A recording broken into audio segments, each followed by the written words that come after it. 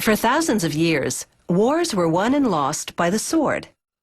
Swords help shape history, and although those days are gone, swords are not. Today, modern artisans craft historical replicas, and they go to the hilt to get the details just right.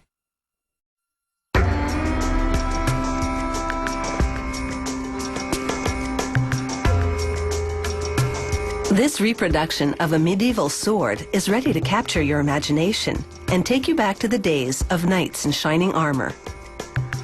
To make one, they place a piece of high-carbon steel in a fixture. Computer-guided blades carve out the basic geometry of the sword that has all the specifications of the original. Centuries ago, a blacksmith would have done this painstakingly by hand, but with this machine, the job is no sweat, and the cut is much more consistent.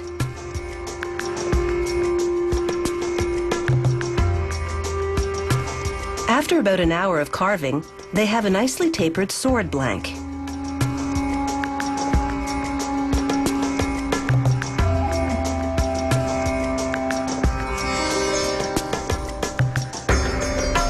They submerge it in hot liquid salt.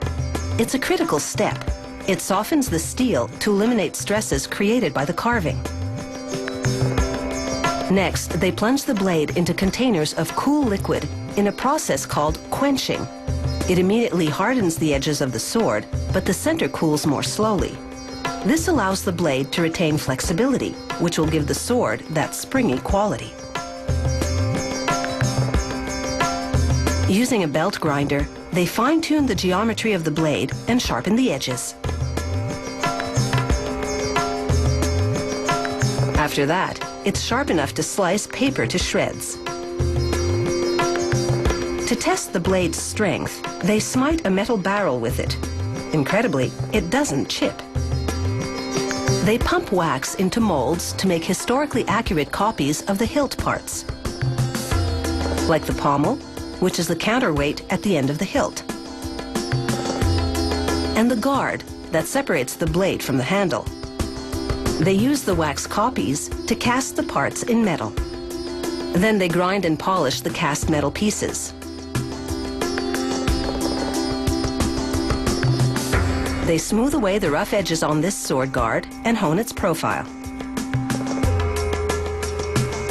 Grinding the pommel is a challenge because it has more curves and angles. One mistake, and the pommel could end up lopsided, which means it wouldn't be very effective as a counterweight.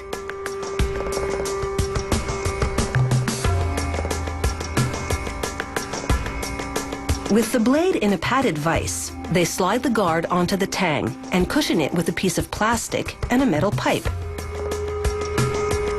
Then they pound it into position with a sledgehammer.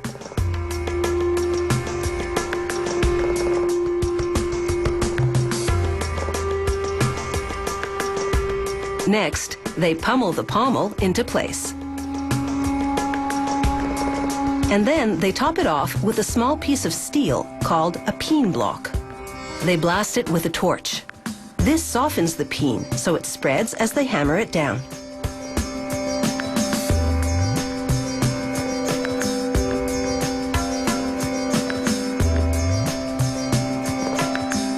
They apply epoxy to the wood grips and spread more epoxy on the handle of the sword. Then clamp the grips onto either side of it.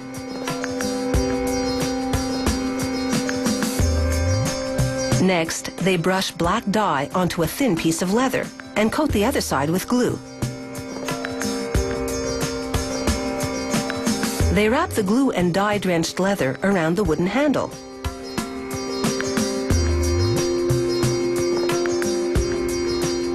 They bind it with cord to compress the leather wrap while it dries.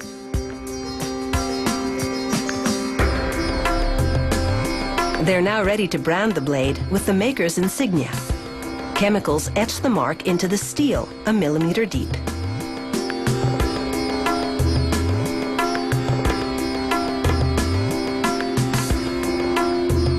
And now you have a replica that's true to the medieval original. And it will take you back in time at sword point.